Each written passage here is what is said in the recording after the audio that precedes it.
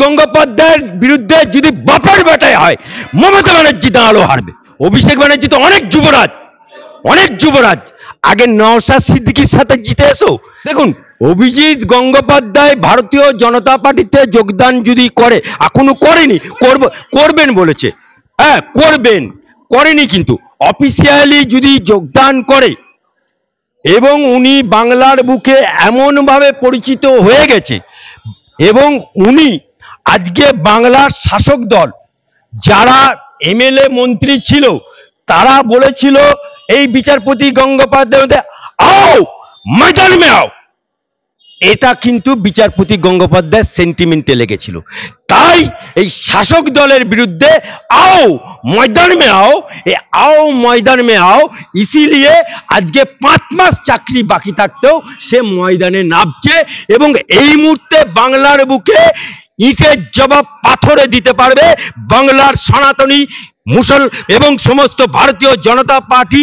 আপনি দেখলেন না, একটা ছোট্ট এক্সাম্পল দিচ্ছি, শাহজাহানকে 56 দিন পুলিশ পাচ্ছে না, যেই মোদিজি আসছে ঠিক তার আগের দিনে ওই শাহজাহানকে মিনাখা থেকে পেয়ে গেল। অর্থাৎ ये डर तृणमूल सरकार का डर एवं तृणमूल पुलिस को डर बंगाल में अच्छा लगा। বিচার ব্যবস্থার কলঙ্ক একটা। দেখুন, বাংলায় একটা কথা বলে আছে, চুলোর মুখ দিয়ে ছাই বেরোয়, চুলোর মুখ দিয়ে ছাই বেরোয়।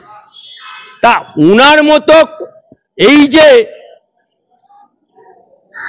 সাংসদ কল্যাণ বন্দ্যোপাধ্যায়, যে কিনা এই রাজ্যপালের সামনে যখন অবস্থান হয়েছিল তখন উনি ওখানে মানে বাঁদরের মতো অঙ্গি ভঙ্গি করে গানগুলো খিচ মেরা ফটো খিচ, খিচ মেরা ফটো খিচ করেছিলেন, খিচ মেরা ফটো খিচ করে অঙ্গি ভঙ্গি করলো।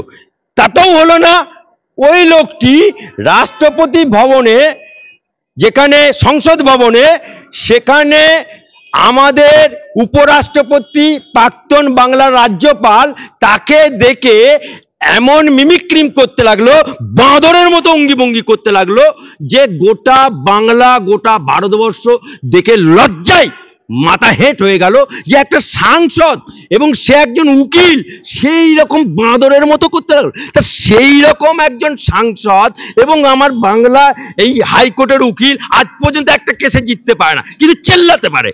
তা উনি মনে করছেন এইরকম বললে মমতা ব্যানার্জি বোধহয় ওনাকে টিকিট দিয়ে দেবে, তাই উনি বিচারপতি গঙ্গোপাধ্যায়ের বিরুদ্ধে এই সমস্ত কথাবার্তা বলছে। কিন্তু এটুকু জেনে রাখবেন, কল্যাণ ব্যানার্জির শ্রীরামপুরের হাল এমন অবস্থা হয়ে আছে যে কল্যাণ ব্যানার্জি যতই তৃণমূলের হয়ে ব্যাটিং করুক, ওই কুণাল ঘোষকে দেখছেন না ব্যাটিং করছিল, হ্যাঁ আপনার এই রুজিনার বিরুদ্ধে কেস করেছিল, বিভিন্নভাবে কেস করেছিল, বিভিন্ন সংবাদ মাধ্যমে একটা ছেড়ে দুটো কেস করলো, সেই কুণাল ঘোষ এখন কোথায়? এই কদিন আগে সুদীপ বন্দ্যোপাধ্যায়ের বিরুদ্ধে কুৎসা করলো, আর সেই সুদীপ বন্দ্যোপাধ্যায়ের বাড়িতে কালকে বিকেলে চা খেতে গেল, জল ভরা সন্দেশ খেতে গেল। এ লোকের এক কান কাটা থাকে, এই কুণাল ঘোষের মতো নেতারা আর এই কল্যাণ ব্যানার্জির মতো নেতারা লোকের এক কান কাটা থাকলে গায়ের পাশ দিয়ে যায়, এরা হচ্ছে দু কান কাটা, তাই গায়ের মাঝখান দিয়ে যায়।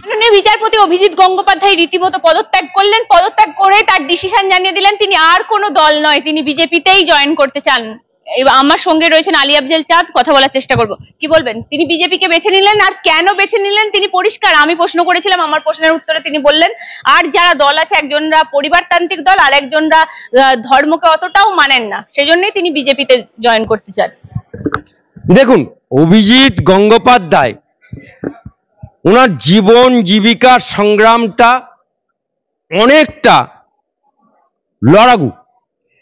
উনি প্রথম জীবনে ল্যান্ড ডিপার্টমেন্টে চাকরি করতেন, সেই চাকরি ছেড়ার পরে উনি এলএলবি কমপ্লিট করেন, এলএলবি কমপ্লিট করে আজকে আমাদের এই হাইকোর্টে উনি মামলা শুরু করেন এবং সেই মামলা যখন শুরু করেন উনার জীবনের প্রথম মামলা ছিল চাকরি সংক্রান্ত এবং উনি হাইকোর্টে যতদিন লয়ার হিসেবে প্র্যাকটিস করেছেন, চাকরি সংক্রান্ত মামলার উনি স্পেশালিস্ট হয়ে গেছিলেন। পরবর্তীকালে উনি জজ হন। জজ হওয়ার পরে এই যে তৃণমূল সরকার আসার পরে এই যে চাকরিতে দুর্নীতি হয়েছে, আজকে বাংলার মানুষ জানতে পেরেছে। আজকে শিক্ষামন্ত্রী পার্থ চট্টোপাধ্যায় জেল কাটছে। ওদের অপা, যার বাড়িতে কোটি কোটি টাকা পাওয়া গেল, চাকরি চুরির টাকা, টাকা গোনার জন্য মেশিন আনতে হলো। আজকে অভিজিৎ গঙ্গোপাধ্যায় ওটাকে সিবিআই তদন্ত যদি না দিতেন, আজকে এই শিক্ষামন্ত্রী জেলে থাকতো না। এই অপার বাড়ি থেকে এত টাকা পাওয়া গেল এটা বাংলার মানুষ জানতে পারতো না, এবং অপা জেল কাটতো না। এই তৃণমূল ঢাক বিজিয়ে বলতো কোনো কিছুই হয়নি। যেমন ওরা প্রত্যেকটা জিনিস ওই গায়ের জোরে চিল্লে চিল্লে বলে চোর প্রমাণিত হয়েছে, চোর প্রমাণিত হয়েছে, এইরকম যে আওয়াজ তোলে।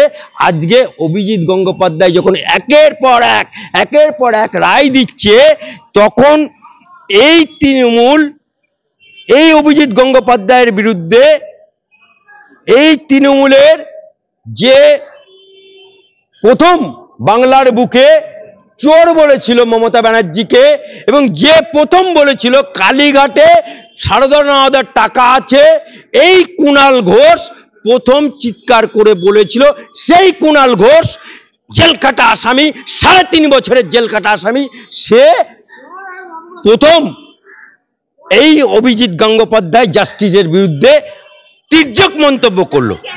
আরে তালপাতা সিপাই যদি অভিজিৎ গঙ্গোপাধ্যায় বলায়, তাহলে আমি বলছি অভিজিৎ গঙ্গোপাধ্যায় একটা ভাঁড়। ওই তাল গাছের রসের জন্য ভাঁড় বাঁধে না, ও হচ্ছে একটা রসালো ভাঁড়। ও রাজনীতি কবে শিখেছে? হ্যাঁ, কবে রাজনীতিতে এলো? হ্যাঁ, যখন মমতা ব্যানার্জি 21শে জুলাই পুলিশের লাঠি খেলো, যখন মমতা ব্যানার্জি, তখন অভিষেক ব্যানার্জি ছিল? নো।